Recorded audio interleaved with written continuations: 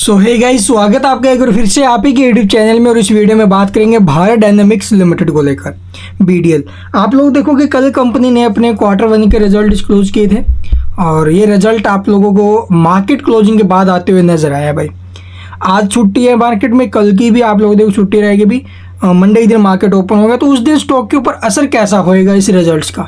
Already stock अपने bound week high से जो कि 1700 के आसपास का है, वहाँ से हमें 20% की गिरावट में अभी दिखाई दे रहे हैं। वहाँ से जो शेयर है वो 17 अपने बाउंड वीक हाई से 20% टूट चुका है। तो इस रिजल्ट्स के बाद और कैसा क्या माहौल बनेगा, तेजी के संकेत है या फिर स्टॉक में बड़ी गिरावट होने वाली है, तो आपको डिटेल में बताएंगे। और अभी जो पीछे इन शेयरों में गिरावट बन रही थी, ठीक है, मार्केट में गिरावट थी, उस टाइम मैंने आपको बीडीएल को अवॉइड करने के लिए बोला था कि देखो बीडीएल अवॉइड करना है। क्यों करना है? क्योंकि एक तो देखो दुनिया भर के बाजारों से मंदी के संकेत थे, ठीक है, और उस कंडीशन में जो स्टॉक है ये थोड़ा सा वैल्यूएशन के हिसाब से महंगा था। भाई एचएल और बीईएल उनके ऊपर हम बिल्कुल बुलिश थे और उन शेयरों ने अच्छी रिकवरी भी दी। रिकवरी तो इसने भी दी। अभी नीचे से आप लोग देखोगे 1300 के आसपास आ गए थे, 1300 से 1450 रुपये के आसपास ऊपर में आया है। रिकवरी यहाँ पर भी बनी है, लेकिन अब रिजल्ट्स आए तो रिजल्ट्स का इम्पैक्ट आएगा भी। तो रिजल्ट्स तो किसी को पता नहीं है कैसे आ सकते हैं, लेकिन फिर भी अंदाजे थे कि रिजल्ट जो पीछे के मुकाबले हल्के से डाउन आ सकते हैं, ये अंदाज़ा था। क्योंकि यहाँ पर आप लोग पीछे के जब भी कंपनी ने मार्च के बाद जून के रिजल्ट डिस्क्लोज किए हैं वो हर बार जो है भी डाउन ही आए हैं। यहाँ पर देखोगे जून क्वार्टर रिजल्ट्स डाउन आए और इससे पहले यहाँ पर देखोगे भी जो रिवेन्यू 50% टूटते हुए नजर आए हैं। मार्च के बाद जो रिजल्ट्स आते हैं जून के वो ठीक आपके सामने हैं। इससे पहले भी आप लोग देखोगे मार्च के बाद जो जून के रिजल्ट्स आए वो बहुत ज़्यादा निराशाजनक आए हैं। तो ये तो देखो भी पीछे के रिजल्ट्स को देखकर अंदाज़ा था कि रिजल्ट जो है थोड़े से डाउन आ सकते हैं। और ये जो है क्यू ऑन क्यू बेसिस पर और ईयर ऑन ईयर बेसिस पर रिजल्ट्स वहाँ पर भी हमें जो है डाउन ही देखने को मिल रहे हैं। तो यानी कि फर्स्ट क्वार्टर के रिजल्ट्स हमेशा की तरह हमें जो अभी डाउन आते हुए नजर आए हैं। तो चलिए अब आपको दिखाते हैं अभी रिजल्ट्स और उसका इम्पैक्ट कैसा हो सकता है कल मंडे के दिन। वैसे भी रिजल्ट्स के ऊपर मैंने कंप्लीट वीडियो बना दी थी कल, आप लोग देख लेना। बट यहाँ पर हम थोड़ा बहुत देखेंगे भी क्या कुछ होते हुए नजर आए। प्रॉफिट्स की अगर बात करें तो भी कंपनी के जो प्रॉफिट्स है ईयर ऑन ईयर बेसिस पर 87% डिक्रीज हुए और 7 करोड़ प्रॉफिट कंपनी ने बनाया अभी। अब की बार है तो प्रॉफिट में कंपनी लॉस में नहीं गई, 7 करोड़ का बनाया। उसके बाद रिवेन्यू है ये भी स्लम्प होते हुए नजर आए, लगभग 36% रिवेन्यू टूटा है। प्रॉफिट 83% और 36% टूटा है इसका रिवेन्यू। तो यहाँ पर कंपनी ने ये डिस्क्लोज किया अभी डाटा, ठीक है। यहाँ पर देखो EBITDA की अगर बात की जाए तो 52 करोड़ रहा है भाई, जो कि प्रीवियस ईयर के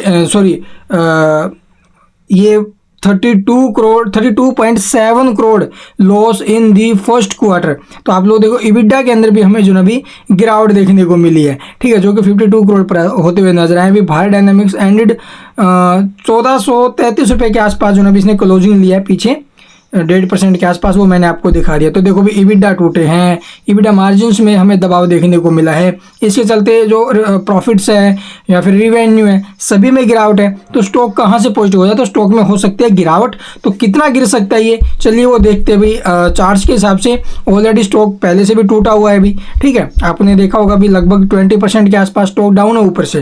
तो इसलिए थोड़ा सा दबाव हमें यहाँ पर देखने को मिलेगा और जरूर देखने को मिलेगा भी। चलिए देख लेते हैं अभी इसके चार्ट वगैरह, वहाँ से क्या कुछ जो ना भी आगे के मोमेंटम बन रहे हैं। क्या स्टॉक में अच्छा मौका बन सकता है आने वाले टाइम में या फिर नहीं। तो यहाँ पर देखोगे 1 आवर टाइम फ्रेम के ऊपर स्टॉक ऊपर से डाउन आ रहा था। अभी 1800 के आसपास का इसका बाउंड वीक हाई था, लगभग 1800 के आसपास ही। अभी वहाँ से जो शेयर है वो कंटिन्यूसली टूट रहा है। अभी एक डाउन ट्रेंड स्टॉक ने बनाया हुआ है और यहाँ पर एक ट्रेंड लाइन का हमें ब्रेकआउट जरूर आते हुए नजर आया था। अभी इस लेवल पर आप लोग देखोगे ट्रेंड लाइन का ब्रेकआउट आ गया था ना अभी। तो इस ट्रेंड लाइन के ब्रेकआउट के बाद जो 1300 के आसपास का रिवर्सल है इसका, वहाँ से स्टॉक ने रिवर्सल दिया और ब्रेकआउट के बाद जो है चांस थे इसके पहला टारगेट 1491 ने 1500 के आसपास जाने के। बट यहाँ से रिजल्ट्स खराब आए हैं तो स्टॉक हमें गैप डाउन ओपनिंग लेते हुए नजर आ सकता है कल मंडे के दिन। और गैप डाउन ओपन हुआ तो इसके चांस रहेंगे भी नीचे में 1200 के आसपास के मूव आने के। तो यहाँ पर आपको अगला जो सपोर्ट देखने को मिलेगा, वैसे तो 1335 का सपोर्ट है, या फिर इसके नीचे अगर निकलता है तो सिर्फ 1280 1250 वहाँ पर हमें जो भी सपोर्ट देखने को मिल सकते हैं।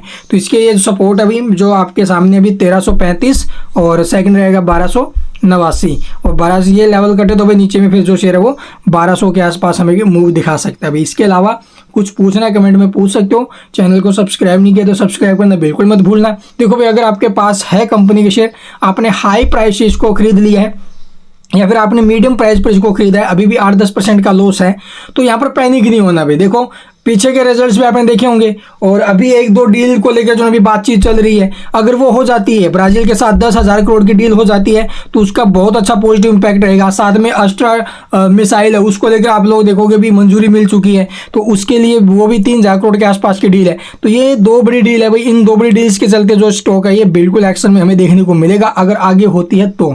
अब तक तो हुई नहीं, खबरें चल रही है, बातचीत चल रही है, जैसे हो जाती है फिर कोई खबर आती है उसके ऊपर तो आपके साथ जरूर साझा करेंगे। इसके अलावा कुछ पूछना कमेंट में पूछ सकते हो। चैनल को सब्सक्राइब नहीं किया तो सब्सक्राइब करना बिल्कुल मत भूलना भाई। और यहाँ से स्टॉक एक अच्छा खासा फॉल दिखाता है हमें, तो वो फ्रेशेंट के लिहाज से सही होगा, बट चलना पड़ेगा लॉन्ग टर्म के लिए। ऐसा नहीं आज खरीदा कल बेच दिया, बिल्कुल नहीं भाई, इसे होल्ड करना पड़ेगा। Thank you for watching the video.